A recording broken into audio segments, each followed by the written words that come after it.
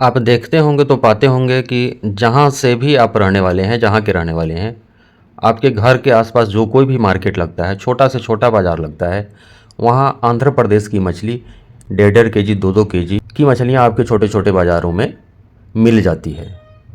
अब आप सोचते होंगे आप भी एक मछली पालक हैं, हम भी एक मछली पालक हैं और एक आंध्र प्रदेश के भी मछली पालने वाले लोग हैं जो आपके मार्केट तक, छोटे मार्केट तक पहुंचा करके उन मछलियों का रेट मात्र 150 रुपया, 160 रुपया, 170 रुपया किलो में, ये रोहू मछली की हम बात कर रहे हैं, 200 से थोड़ा सा ऊपर या फिर 200 के आसपास कतला मछली 2-2 केजी वाली मिल जा रही है। आखिर आपने कभी चिंतन करने का प्रयास किया है, सोचने का प्रयास किया है कि वो लोग किस तरह से मछली पालन करते हैं कि सालों भर उनकी मछलियां आपके मार्केट में मिलती रहती हैं। दोस्तों, आज हम चर्चा करेंगे आंध्र प्रदेश में किस तरह से लोग मछली पालन करते हैं।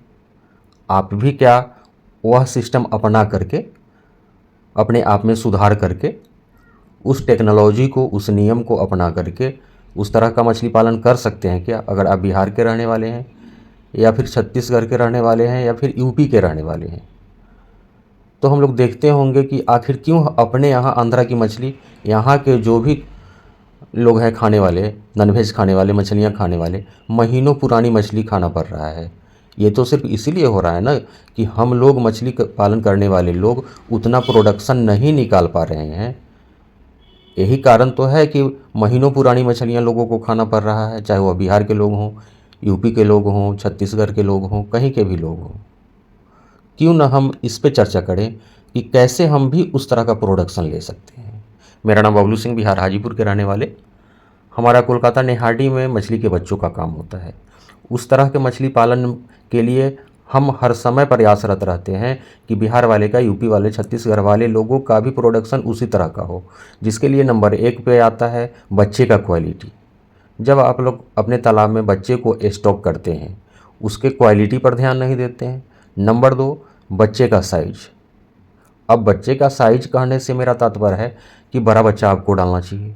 और जब हम बच्चा का बात ही कर रहे हैं तो जो लोगों को मछली का बच्चा चाहिए होगा, तो जो स्क्रीन पर नंबर दिखाई दे रहा है उस पर आप कॉल करके मछली के बच्चे मुझसे मंगवा सकते हैं। कलकत्ता नेहाटी से हम बच्चा आपके नज़दीक के रेलवे जंक्शन तक हम भेजेंगे। क्वालिटी बहुत बेहतर होगा। आपको पता होना चाहिए कि कोलकाता नेहाटी में नंबर 1 क्वालिटी का बच्चा मिलता है।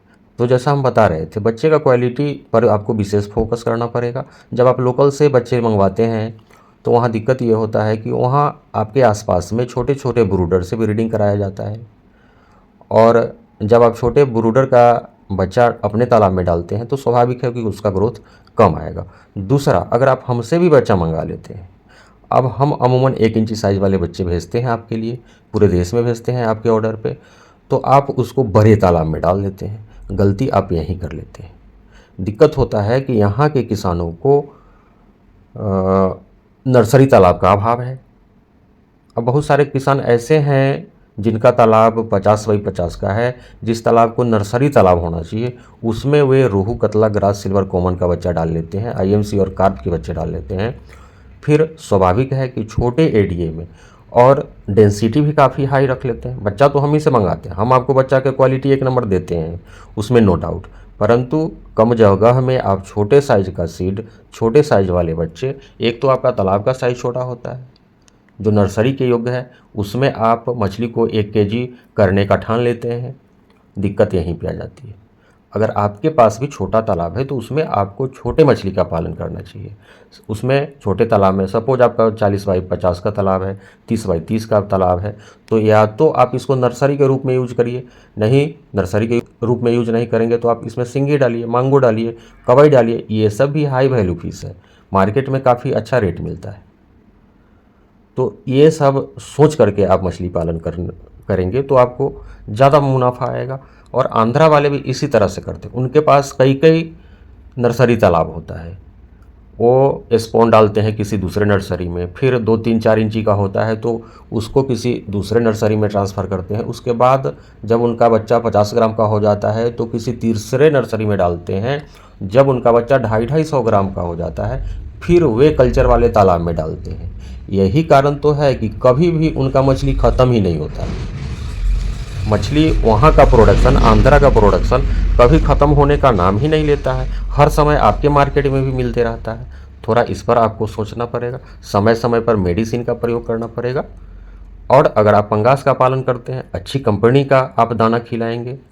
बिहार के लोग, यूपी के लोग कहते हैं कि हमको पंगास के पालन करने में 10 रुपया ही तो बचता है किलो पर। ऐसा कैसे हो सकता है भाई? 10 रुपया बचेगा तो फिर आप काम कैसे करेंगे? आंध्रा का मछली भी तो बिहार में, यूपी में, छत्तीसगढ़ में हर जगह बिक ही रहा है। तो वे लोग कैसे करते हैं, किस तरह का, किस क्वालिटी का दाना खिलाते हैं? जब हम दाना का बात कर ही रहे हैं तो हम आपसे बताना चाहेंगे, हम लोग का दाना के भी काम होता है जेके फिश फीड। जो लोग हमारा वीडियो देखते हैं निरंतर, बहुत सारे हमारे कस्टमर हैं जेके फिश फीड के, जिनका पंगास मछली, रूपचंदा मछली, सिंगी मांगुर मछली का वे पालन कर रहे हैं, वे 1.2 FCR वाला जो जेके फिश फीड आता है उसको मंगवाइए। या फिर जिनको डीलरशिप लेना है बिहार में, यूपी में, तो आप दिए हुए नंबर पर कॉन्टेक्ट कीजिए, हम आपको डीलरशिप देंगे। नर्सरी में छोटे बच्चे डालिए, बड़े बच्चे करके आप बड़े तालाब में डालिए। जिनके पास छोटा तालाब है वे बड़े मछली पालने का ख्वाब छोड़ दीजिए, ग्रोथ अच्छा आएगा। समय समय पर जियोलाइट का तालाब में प्रयोग करिए, प्रोबायोटिक्स डलवाइए, हाइपर ग्रोथ डलवाइए, मिनरल मिक्सर डलवाइए, ईस्ट पाउडर डलवाइए। कोई भी मेडिसिन मंगवाने के लिए आप दिए हुए नंबर पे कॉल कर सकते हैं। जेके फिश फीड का डीलर बनने के लिए भी दिए हुए नंबर पे कॉल कर सकते हैं। वीडियो पर मेरे साथ यहाँ तक बने रहने के लिए बहुत बहुत धन्यवाद।